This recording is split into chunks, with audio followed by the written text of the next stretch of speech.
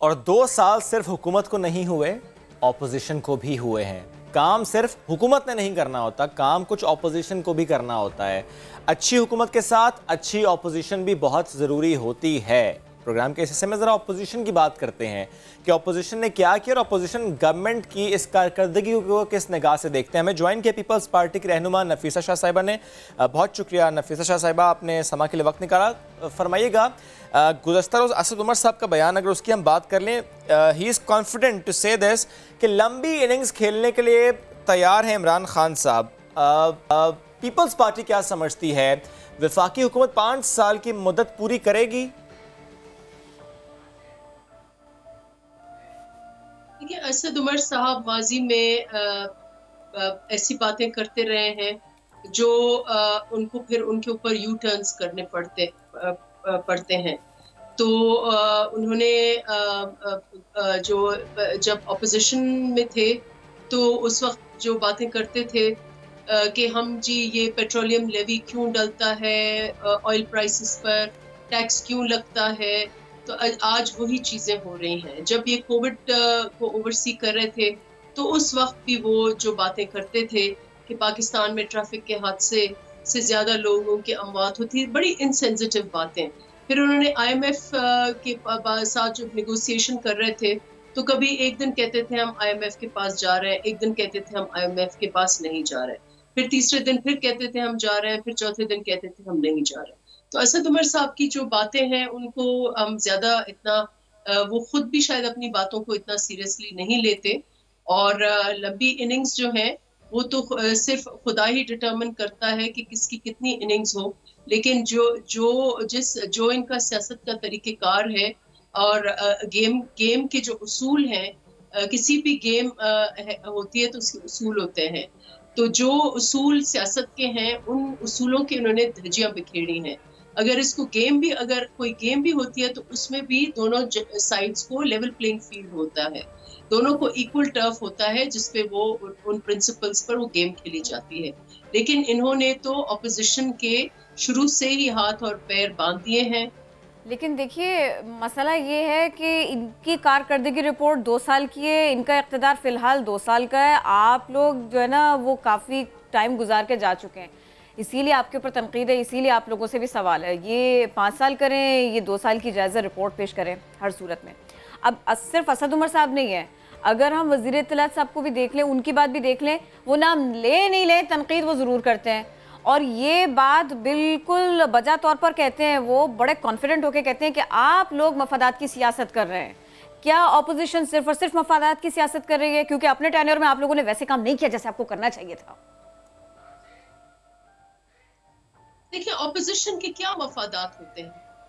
Opposition के पास हुकूमत होती है, ऑपोजिशन के पास कोई फंड्स होते हैं। हमारे पास हम जो है इस मुल्क के ज़मीर की आवाज़ है, और जो तबाहकारियाँ इन्होंने, जैसे मैंने कहा कि हर शोबे में सियासत आप देख लें, इदारे आप देख लें, आप मईशत आप देख लें, फॉरेन पॉलिसी आप देख लें, जहाँ जिस शोबे की बात करते हैं वहाँ उन्होंने इस किस्म का नुकसान दिलवाया है जो माजी में हमने नहीं देखा, और इस नुकसान को ही सालों लग जाएंगे ठीक करने में। आप देख लें फॉरेन पॉलिसी का क्या हाल किया है इन्होंने, कश्मीर का क्या, इसमें मेरे कौन से मफादात हैं? अगर मैं इनको तनकीद करती हूँ कि कश्मीर का सौदा इन्होंने किया है, दुनिया कह रही कश्मीरियों की आवाज आप सुन लें, तो ये मेरा कौन सा इसमें मफाद है? अगर मैं कह रही हूँ, अगर मैं ये कह रही हूँ कि पार्लियामेंट को उन्होंने कमजोर किया है, तो मेरा मफाद कौन सा हो सकता है, मासवा इसके कि मैं एक जमहूरी वर्कर हूँ। हमारी जमात, मेरी जो ट्रेनिंग है शेख जुल्फकार अली भुट्टो की, कि आपको आइन की पासदारी करनी है, आपको आइनी इदारों की पासदारी करनी है, मासवा इसके मेरा कौन सा मफाद होता है? मफादात तो हुकूमत की जमात के होते हैं, इनके इर्द गिर्द ATM के मफादात हैं जिन्होंने इस मुल्क को इस वक्त खोखला करके रख दिया है, और उनके ऊपर कोई अकाउंटेबिलिटी नहीं है। PIA का मैम, इक़्तिदार में आप लोगों ने कुछ किया होता तो वो नहीं कहते ना आपको। सालों में PIA की इतनी तबाही नहीं हुई जितनी इन्होंने एक बयान से इन्होंने PIA की तबाही कर दी। हमारे पायलट्स की इन्होंने तजलील की है, एक नेशनल कैरियर की उन्होंने दुनिया भर में उसको उन्होंने गंदा किया, खुद इन्होंने किया। पैसे तो इनको लौटाने थे। वो कहाँ गए इनके मुराद सईद साहब जो कहते थे 200 अरब डॉलर लेके आके पता नहीं किसके मुंह के तमाचे पे मारेंगे, वो कहाँ गए? पावर्स तो इनके पास है। शहजादा अकबर साहब जो इनके अपने एसेट्स हैं स्पेन में, उनको कहें कि वो रिस्पॉन्सिबल थे एसेट रिकवरी यूनिट के, करे रिकवर। जो चोर हैं, जो डाकू हैं, उनको उन्होंने एमनेस्टियां दी हुई हैं। नून लीग का मौक़िफ़ शामिल कर लेते हैं। बड़ा दिलचस्प, हमने एक जुमला इसके ऊपर कहीं पर पढ़ा। जी जी। किसी ने कहा, ये मुकालमा है, किसी ने कहा लो जी मौलाना चले गए, जवाब मिला अरे कब तक को। तो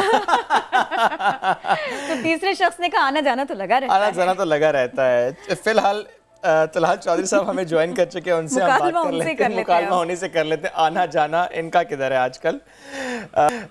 फिलहाल तो मुझे लग रहा है कि आ नहीं रहे, बल्कि चले ही गए हैं, नज़र नहीं आ रहे आते हुए। बट एनीवेज सियासत है, यू नेवर नो कल को क्या हो जाए। तलहाल चौधरी साहब, ज़ाहिर है आप लोगों ने माजी में हुकूमत की है, वफाक में भी की है, पंजाब में भी की है, इसलिए सवाल बनता है कि आप लोगों ने क्या किया था जब अब आप सवाल करते हैं हुकूमत से, क्योंकि हुकूमत जितनी भी नाअहलियाँ हैं, नाकामियाँ हैं, उनका मलबा आप पर डालती है, पीपल्स पार्टी पर डालती है। बहरहाल मुझे बताइएगा, 2 साल हो गए हुकूमत को, वज़ीर आज़म साहब ये कहते हैं कि उनका जो मकसद है वो आम आदमी की ज़िंदगी को बेहतर बनाना है। वो ये कहते हैं कि पावर लाइज टू यू, यानी वो अवाम को कहते हैं कि अवाम के पास ताकत है।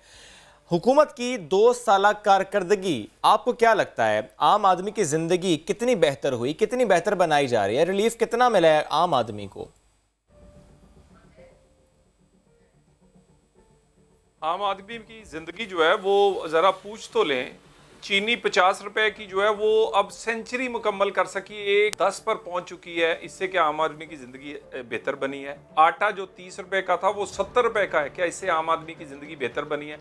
वो महंगाई जो 2 से 3% थी आज 10 से 15% है, इससे आम आदमी की ज़िंदगी बेहतर बनी। बिजली गैस के बिल 2 गुना जो हुए, उससे आम आदमी की ज़िंदगी पर जो फ़र्क पड़ा ये तो वही बता सकता है। खान साहब की जद्दोजहद जो थी वो कुर्सी के लिए थी, कुर्सी के लिए जो जद्दोजहद है वो उन्होंने यकीनन कामयाबी से एक साजिश से हासिल कर ली है। आम आदमी के साथ तो इस दौर में जो कुछ हुआ है वो पिछले 70 साल में नहीं हुआ। लोग झोलियां उठा उठा के दुआएं मांग रहे हैं कि वो कौन सा ऐसा बदकिस्मत दिन था जिस दिन ये तब्दीली और खान साहब उन पर मुसल्लत किए गए थे।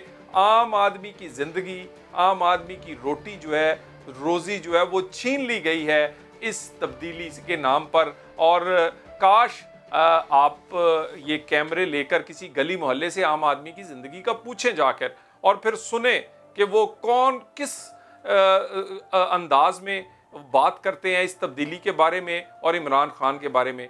आम आदमी की ज़िंदगी उसी तरह मुतासर हुई है जिस तरह पाकिस्तान का नाम मुतासर हुआ है, उसकी इकॉनमी मुतासर हुई, पाकिस्तान के हर शोबे में ज़िंदगी में जो चीज़ें मुतासर हुई हैं, आम आदमी उससे भी ज़्यादा मुतासर हुआ है। तलाल चौधरी साहब, आम आदमी पहले दिन से रो रहा है, गुज़श्ता 20 साल से रो रहा है, गुज़श्ता 30 साल से रो रहा है। आम आदमी का मसला वही है, उसकी रोज़ी रोटी, उसका ठंडा चूल्हा वहीं का वहीं है। अब आप ज़रा मुझे ये सारी की सारी बातें सामने रखते हुए, ज़रा जहन में माजी और हाल दोनों को रखते हुए बात कीजिए, और साथ में मुझे ये भी बताइए, असद उमर साहब कह रहे हैं कि इमरान खान सबको साथ लेकर चलेंगे लेकिन NRO किसी को नहीं देंगे, तो ऑपोजिशन कोई ख्वाब ना देखे। किस मामले पर NRO चाहिए है ऑपोजिशन को? वो क्यों कहते हैं इस तरह की बात बार बार? NRO तो दिया गया जी। NRO अलीमा बाजी को मिला, अलीम खान को मिला, जहांगीर तरीन को मिला, NRO खुसरो बुख्तियार को मिला, NRO दवाई स्कैंडल में कियानी को मिला, NRO इनके वजीरे सनत को मिला, NRO उस वजीर भी खुद, ठेकेदार भी खुद। NRO तो पेट्रोल माफिया को मिला, NRO चीनी माफिया को मिला, NRO आटा माफिया को मिला, NRO हर उस माफिया को मिला जिसने खान साहब की जेब गर्म की थी, उनका किचन चलाया था, उनको घर का खर्चा दिया, उनको उनका ज़ाती जेब खर्च दिया, उनकी पार्टी चलाई, उनको जहाज़ दिए। हर आदमी को NRO मिला है। तो असद उमर साहब, NRO जिनको मिला है वो आपके दाएं और बाएं बैठे हैं और NRO देने वालों में शामिल हैं। आप उन लोगों में शामिल हैं जिन्होंने चीनी की एक्सपोर्ट की इजाज़त दी। आप उन मुजरमों में शामिल हैं जिसने गरीब से चीनी और आटा छीना है। सो NRO इस वक्त खान साहब और उनकी टीम को ज़रूर मिला हुआ है, लेकिन ये ज़्यादा देर नहीं चलेगा। ये इसकी अब आखिरी कुछ ओवरें चल रही हैं, उसके बाद ये एनआरओ भी ख़त्म होगा और इंशाअल्लाह ताला इनके एहतसाब का दिन आएगा।